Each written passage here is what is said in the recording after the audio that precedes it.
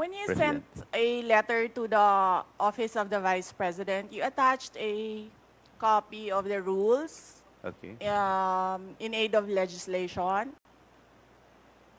Yes po. Yes, sir. Nakalagay po doon na witnesses lang po ang ino-oath. Sabi niyo po ngayon sa amin, resource persons kami. Ang ano po, considered as resource person po. Ang ano po. Kayo po. Kaya nga po. Yes po. Lahat po ino-oath po. Yes. Apo. Nakalagay po sa rules ninyo, witnesses.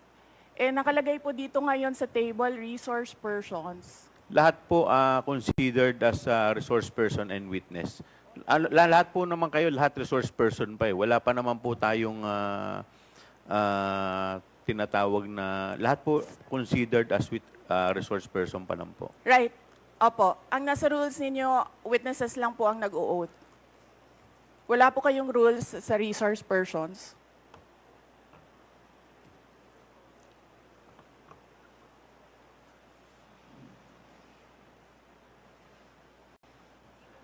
Ma'am, ano lang po yun eh. Yung term lang po yun eh. Pero considered as resource person din po kayo eh. Yes, sir. Opo. Resource persons nga po Kayo nakalagay witness dito. din po at saka resource person po. Hindi niyo po sinabi na witness ako. Sinabi niyo po dito ngayon, resource persons. Ang nakalagay po sa rules ninyo, witness. Comsec, ano po yung pinadala po ninyo? We will now proceed to the, before we proceed to the interpellation proper, the chair will recognize the Honorable Vice President for her message. Yes, ma'am. You are recognized, ma'am.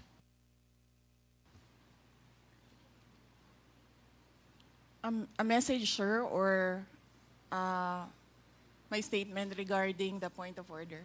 Message? Mga kababayan, ladies and gentlemen, Assalamualaikum, Warakmatullahi wa Barakatuh. Madayaw, mayong adlaw, kaninyong tanan. Magandang araw sa inyong lahat. The officials of the Office of the Vice President, as well as each and every one of our satellite office leads, were in receipt of a letter from the chairman of the Committee on Good Government and Public Accountability dated September 13, 2024, requesting our presence or that of our duly authorized representatives in today's initial deliberation with preliminary determination on privilege speech number 379. In view of the said letter, I am appearing before you today not only as the head of office, but more importantly, as the duly authorized representative of all officials of the OVP. Simply because we have not done anything wrong. There is no misuse of funds. If there are audit findings, we shall gladly respond to them before the Commission on Audit. And if there are legitimate cases to be filed, then we shall gladly respond to them before the appropriate courts. In relation to this, may I just say that I take notice of the opening speeches and nasabi doon, there is a determination of misfeasance, nonfeasance, and malfeasance. And those are cases that should properly be taken in the courts of law. What we are witnessing now is no ordinary legislative inquiry. This exercise is a well-funded and coordinated political attack. This much is evident from the very words of the privileged speech that prompted this inquiry. A speech that simply meant to say, do not vote for Sara on 2028. It is clear to me that this inquiry is not about misused funds, accountability, or governance. Instead, it is solely aimed at discrediting my name and my office to prevent future political contests. I have publicly stated my reasons as to why I've chosen not to defend the OVP's budget proposal for 2025. I have narrated the issues I encountered in previous years, which can easily be confirmed by looking at the NEP, the GAB, and the GAA for fiscal years 2023 and 2024. Further, I have even shared the drama that transpired last year regarding the confidential funds.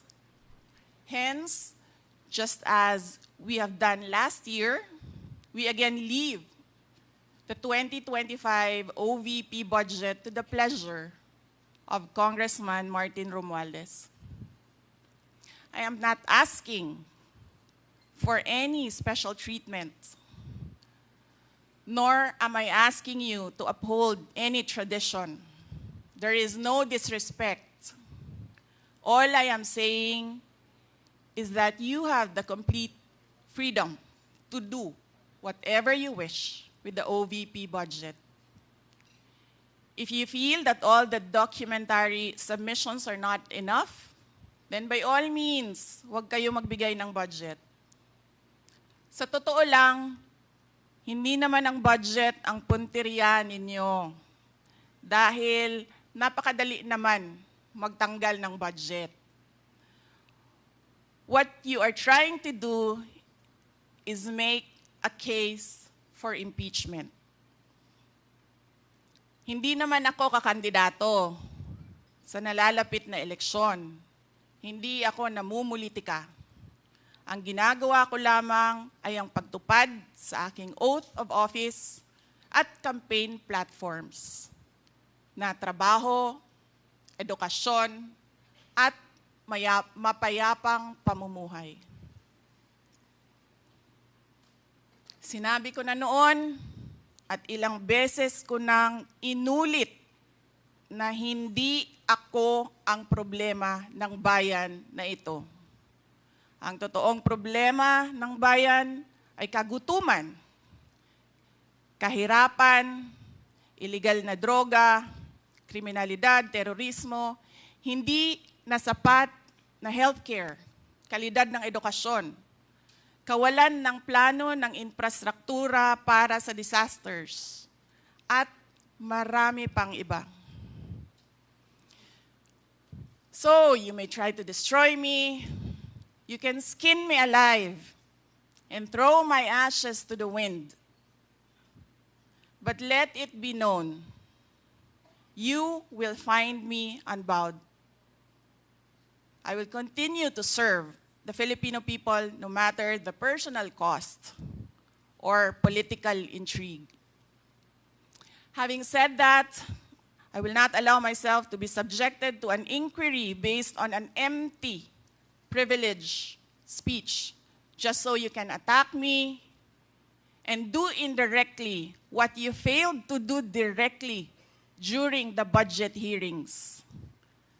I therefore request this committee to terminate this inquiry for its clear lack of any proposed legislation or substantive matter for discussion. Shukran.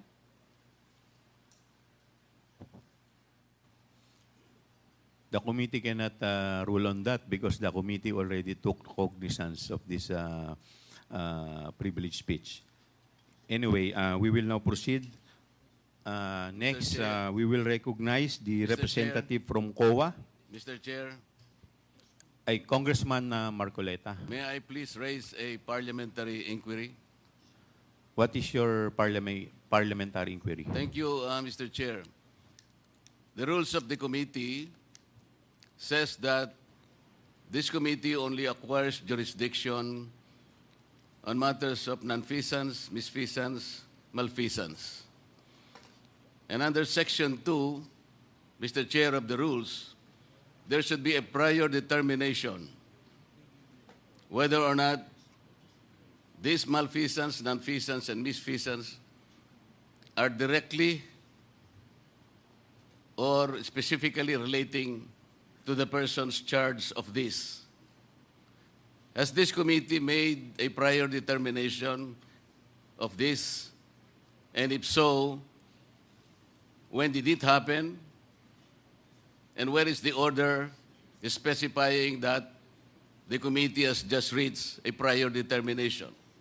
This is very important, Mr. Chair, because the rules also says that after determining or making a prior determination, this committee will set an order, and that is the only way that this committee acquire jurisdiction over the person's subject matter of this inquiry.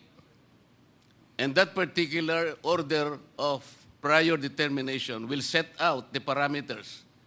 If I can make a comparison, Mr. Chair, in regular court, it is called pre-trial order, where the parameters of the inquiry, the presentation of evidence or explanations or allegations are limited to that set of stipulation. So considering, Mr. Chair, and I assume that there is no prior determination, I do not think how we can start the meeting today because we are supposed to observe the rules. I am referring to Section 2 of the rules of this committee, Mr. Chair. Thank you. Thank you. To answer that, Congressman Marcoleta, we have already ruled on the preliminary determination a while ago. Medyo na late na po kayo. Now, with respect to your inquiry, that if we can proceed with this, considering that this is an investigation of malfeasance, misfeasance, and nonfeasance, let me walk you through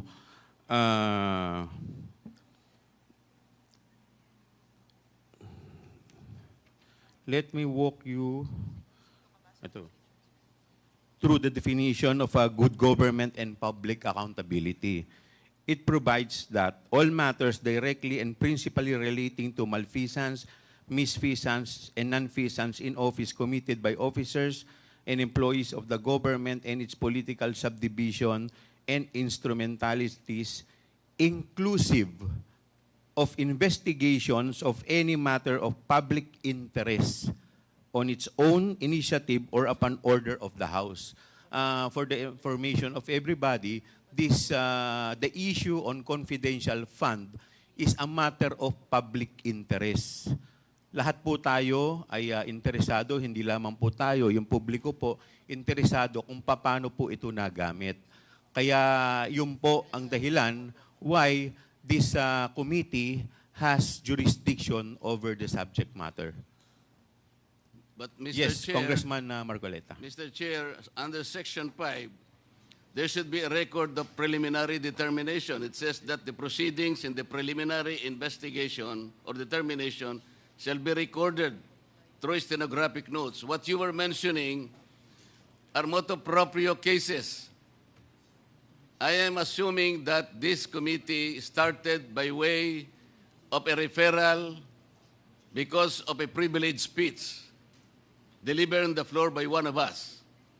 And so this is the main subject matter of this committee meeting, and to which we should first... Ayun po, umalis na ng plenaryo o umalis na ng Congress itong si VP Sara kasi wala na rin naman daw siyang kwenta doon dahil hindi nga po siya nag-take ng oath. So, sa lahat po ng mga uma-attend dyan sa Congress, mapa ikaw ay witness or resource person, ikaw po ay obligadong mag-take ng oath. Actually, hindi naman question yun kung ikaw ay mag-take ng oath or hindi.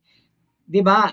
Kung ikaw talaga wala kang tinatago, malinis ang iyong konsensya, wala kang kahit anuman lang na ginawang kasalanan sa taong bayan, kahit saan pa tayo makarating, mag-take ka ng oath. Manunumpa ka na ang iyong sinabi ay katotohanan lamang at pawang katotohanan lamang. Pero, eto nga pong ating Vice Presidente, abay natuwa ako nung nakita ko siya na nandoon sa Congress at ako'y napalive ng bigla dahil nga po sabi ko, teka, eto na ang ating Vice Presidente. Mukhang magsasabi na ng katotohanan. Pero yun pala, magbabratinela at magpapaprinsesita lang doon at magsisiminet na naman dahil nga po, siguro dahil ayaw niyang malaman ng taong bayan kung saan niya nilustay ang pera na 125 million. 125 million nilustay ng 11 days. Yung bilyong-bilyong pera para po sa mga bagong classrooms, hindi rin natin alam kung saan napunta yan. At meron pa pong mga pera ng taong bayan na nakalagak sa isang unauthorized bank account. Ay, nasa 200 million yata yun, more or less. Sus Mariosep, ano ba naman to? Yan ba ang gusto nyong gawing Vice Presidente? Gayan ba ang gusto nyong gawing namamahala, namumuno sa ating bayan? Baka pag naging presidente yan, hindi na yan pwedeng questionin kung saan niya nilustay ang trilyon-trilyong inutang ng taong bayan, inutang ng kanyang gobyerno, kung saan ito nilustay, kung saan ito ginastos. Jesus Mariosep. Napakahirap po maging presidente yung ganyan tao dahil dito pa nga lang, vice-presidente, ayaw nang natatanong, ayaw nang nako-question kung saan niya nilulustay ang pera ng taong bayan. Di lalo na pala pag yan pa ang ating presidente. Kawawa tayong mga Pilipino. Magbabayad lang tayo na magbabayad ng tax, lulustayin lang ng presidente kung saan ito kailangan lustayin o saan niya kailangan gastusin to. Tapos kapag natanong, galit.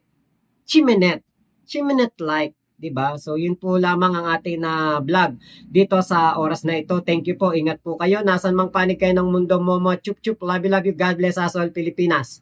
God first. Salamat po.